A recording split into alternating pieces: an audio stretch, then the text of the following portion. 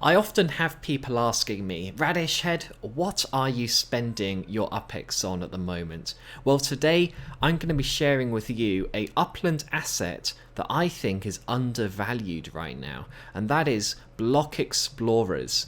I've got my Block Explorer assets list up here at the moment, and probably 60% of these I've bought in the last 2 weeks or so. And I think it's about time that I share this insight with the rest of the community, including how I find the best value block explorers for sale and what I look for when I'm exploring the block explorer market. How's it going, everybody? This is Radishhead, and welcome back to another episode of Upland Analysis. As always, I'd like to thank my executive level channel members, Mitrigno, Monopoly Mike, Bad Frog, Matsuda R, and JDad303. Thank you very much for your support.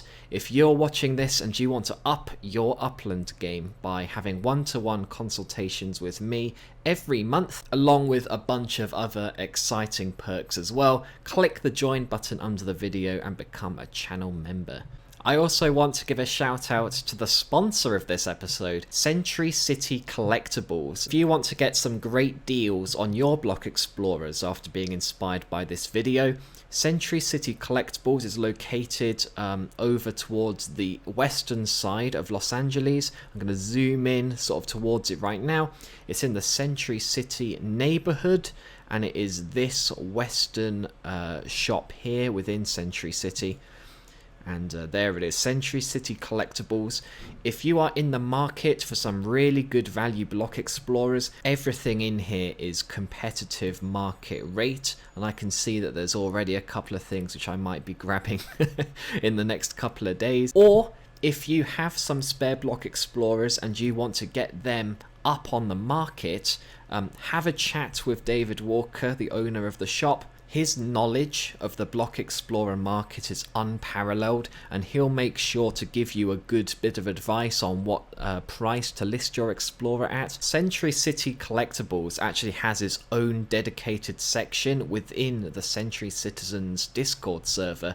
Link to that in the description and comment below, where you can chat with the owner of the shop about your BEs if you want to list them.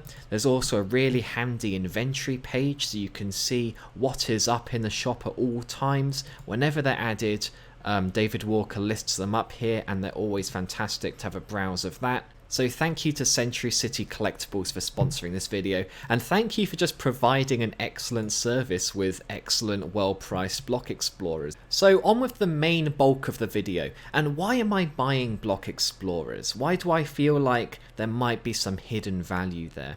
Well, we have confirmed utility for block explorers, which I don't think has been fully priced into the value of these things yet, mostly because we haven't had any updates from Upland for a while. But this is the time to buy, because people aren't really thinking much about block explorers anymore, even though we know that they are going to be the drivers of the Upland cars once they're properly added into the game, and you'll be able to train them up.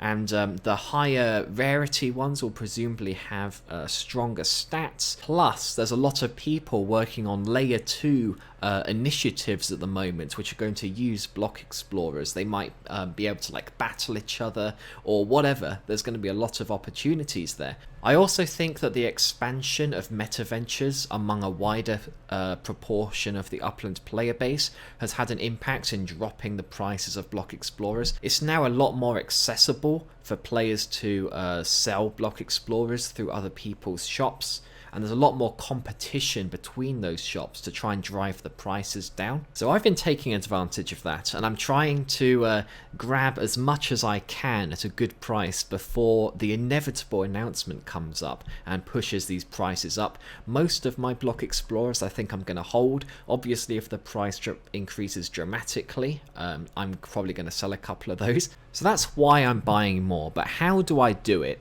Well, the first thing I do is I go onto upxland.me. That's an absolutely fantastic website for all things Upland. And on the left-hand bar here, under Meta Ventures, you click All Block Explorers.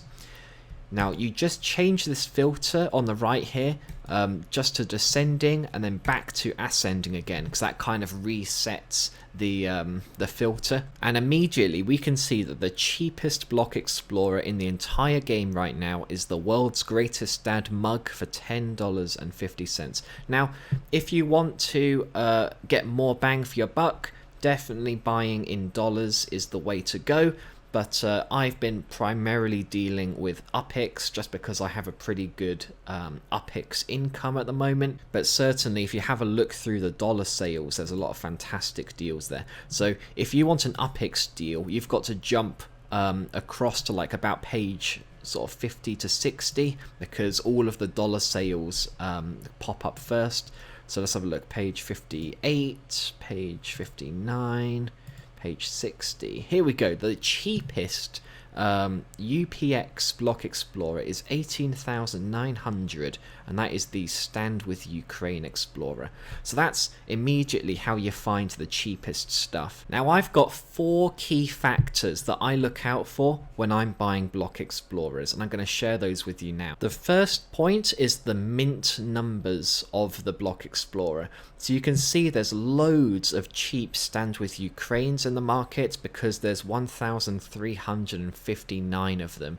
That's a lot. As a general rule, the lower this number, the better. And you'll see that a lot of the cheap ones either have like 1,000 plus, or they've got about 500 of them. I do want to call out that even these cheaper ones that have about 500 each, there's only 500 of those. It wouldn't take much for a player with a lot of UPIX to kind of buy up the floor of these. I feel like people aren't really paying attention to that. I think it's absolutely possible for somebody to come into the game and go, you know what? I want the floor for all Block Explorers to be like 30,000. I don't think it would take that much at all, because there really aren't that many available. And I don't know if you've noticed, but Upland haven't really been minting that many more Block Explorers recently either. The only exception to this low mint rule is the Director Explorers. And as a general rule, I try to stay away from the Director ones. I know there's some players who like to deal with those because they're one of ones, they're unique to each player.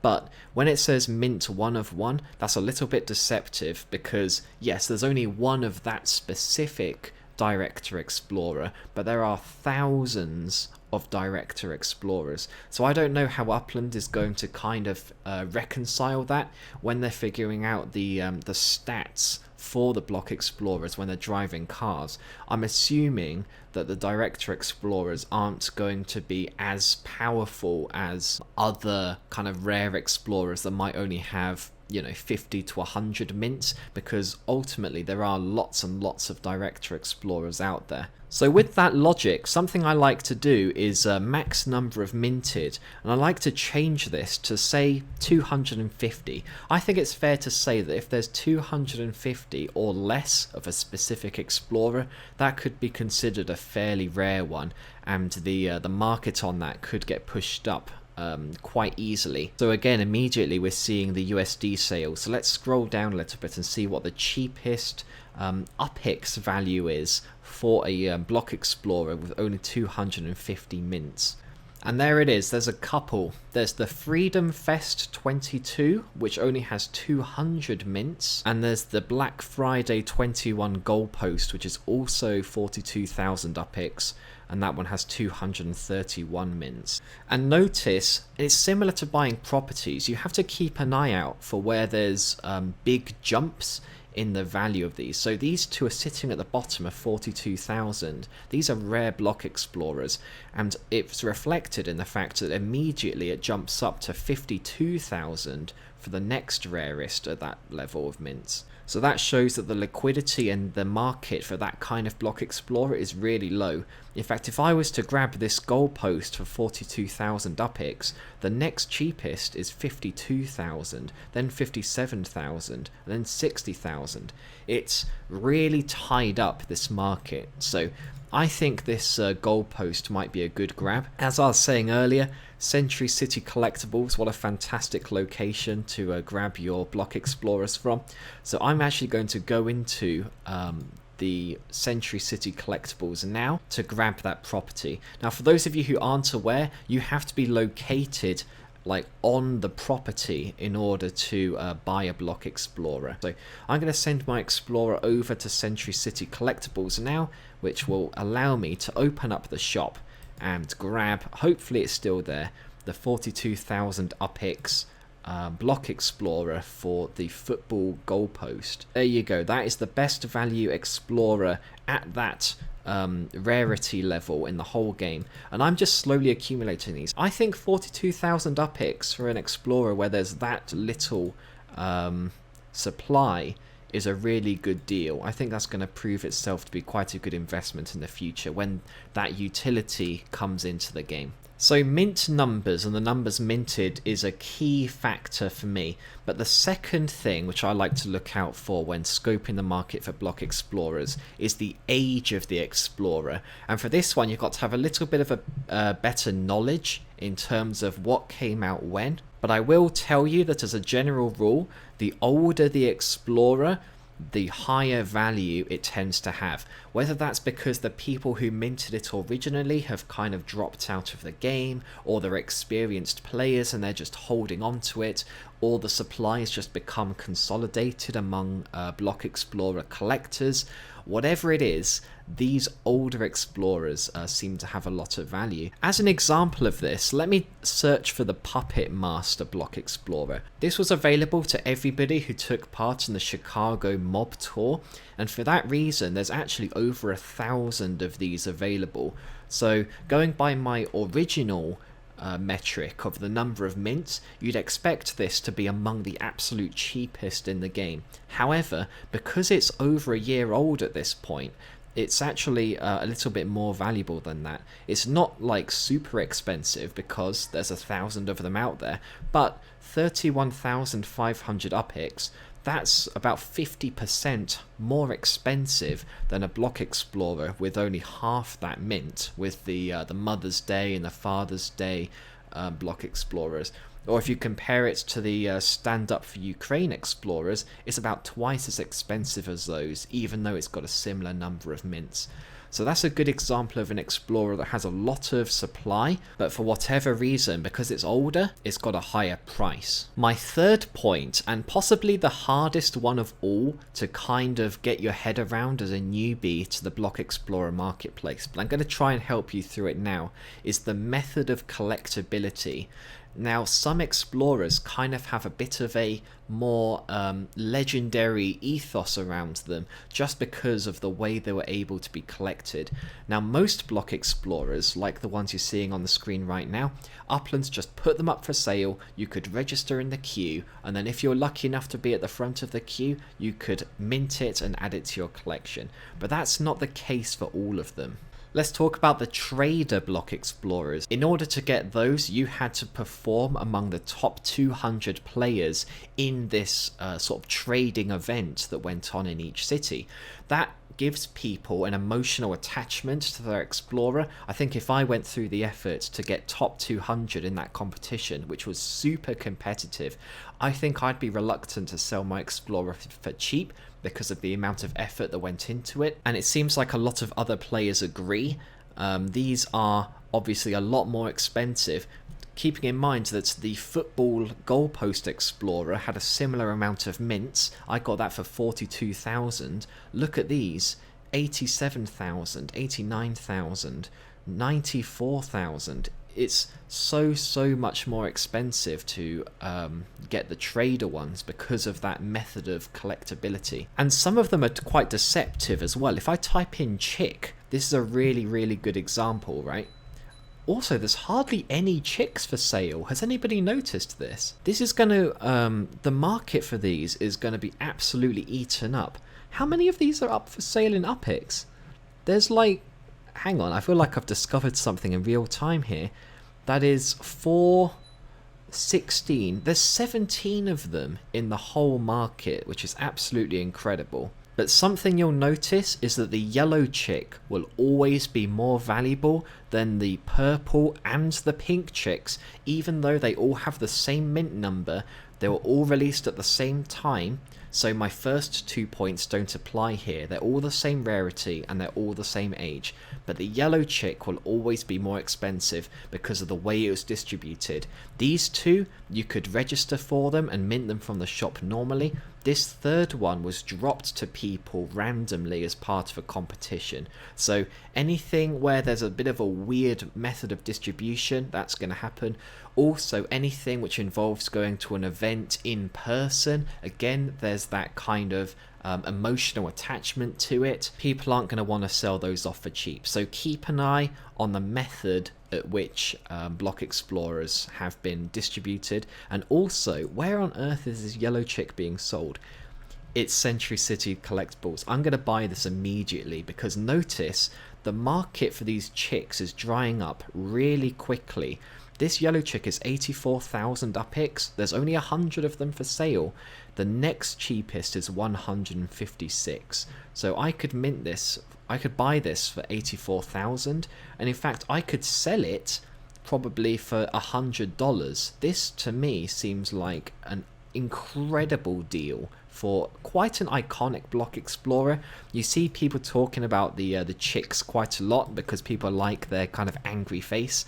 So I'm definitely going to grab this. I might try and flip it for dollars. It just goes to show there's so many opportunities for these block explorers, which I think people are overlooking. A lot of the focus is on properties buying and selling at the moment, but man, this is a really good deal. I think you know, in the long run, this could absolutely make me some money. And the final point I wanted to make, the fourth thing which I look out for when buying block explorers, is just quite simply their collectability or the general appeal of the design. I've already talked about the thrifty trader ones. They're quite collectible. People like to have all of them for every city, and I think that's always going to push the price up for that reason.